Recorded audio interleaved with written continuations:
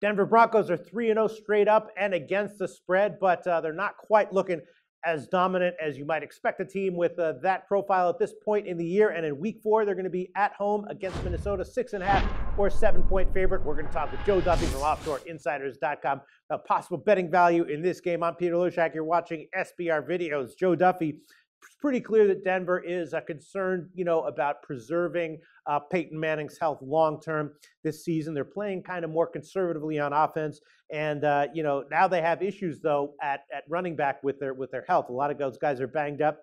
Minnesota, Adrian Peterson playing very well, starting to really get into gear and play at his top level. I'm thinking that maybe the under might be a good play here. Right now, 43 is the market number. The Greek has a lean to the under at 42.5. What do you think? Play with the under might have some value, Joe? I would agree with you, Peter. I'm not surprised, of course, what happened when the line came out. The sharps pounded the under. I think it opened at 45 at quite a few shops, and those sharps now have at least a possible opportunity to middle that bet, but for quite good reason. And obviously, when a line can drop 1.5 points, I think it dropped 2 points somewhere on the total, not quite as good value, and those are valuable points. But the Vikings, look, they allow only 6.1 yards per pass versus teams normally getting 6.7. Denver 5.3 to 6.5. So both of these teams are tremendous against the pass. Broncos, we know the last 2 years they've spent a lot of money on defense. They've got 11 sacks the past 3 games. As you said, Minnesota, they certainly are ground-oriented now that Adrian Peterson is back. He was a little rusty in game 1, but 254 yards rushing the last 2 weeks.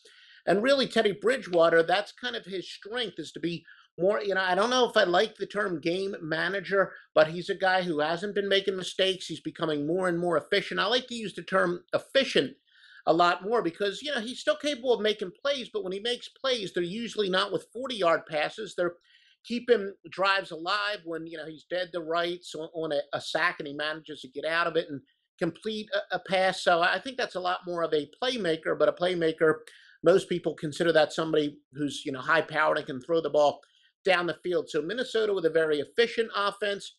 Denver, previously known as a high-powered offense, they're really becoming more defensive-oriented, and I do agree with you. I think Peyton Manning's on a little bit more of a pitch count, so to speak. They want his arm to be fine in January, and they're hoping that he plays in a game in February. So the under is a very good play, but unfortunately, as we're recording this, the sharps already knocked the line down. So whether or not I want to make that an official pick, probably not. Yeah, I got burned on that one. Well, no, I didn't get burned actually, but I would have gotten burned last week with Minnesota. I had the under at 45. It went lower, and they got a garbage time touchdown to give the under a push at 45. And I'm also leaning Denver. I'm also leading Minnesota here at +7. Again, expect a relatively conservative offensive game from both teams, and probably Minnesota will be able to keep it within the number at +7. Would you agree with that? I would say, yeah, as a general rule of thumb, when a team has probably played less than their record, a lot of people think that Denver's lucky to be undefeated, or if a team has played better than their record shows, usually you want to go with what their play has said. So in other words, Denver would be a little bit overrated with their 3-0 record. So that's probably a pretty good percentage play as well. All right, well, for the purposes of our record keeping officially in these videos, Joe Duffy, we have Minnesota +6.5 or 7, and the total right now, 43. Is it going to be a pass for you, or do you want to give an official pick on one of these? I would say it will be a pass, but if the money takes the total back up towards where it opened at 45, probably would be a good play on the under. But with the lines that I would be locked into right now, I would say a pass. All right, Joe, but all your plays that are far from passes, your official plays, your top plays, go at your website, offshoreinsiders.com, every day and every week. Joe, tell us about that. Yeah, and it's very true. The one thing I got to remember is to start writing down my notes, exactly how many plays I have up. I've been working all day, added a bunch of NFL plays in addition to college football. We got Wise Guy. Just visit offshoreinsiders.com. It'll give you the up-to-the-minute details, what plays we have, and, of course, our great runs that not only recently, but over 28 years, offshoreinsiders.com. Thanks, Joe Duffy. Thank you, Peter.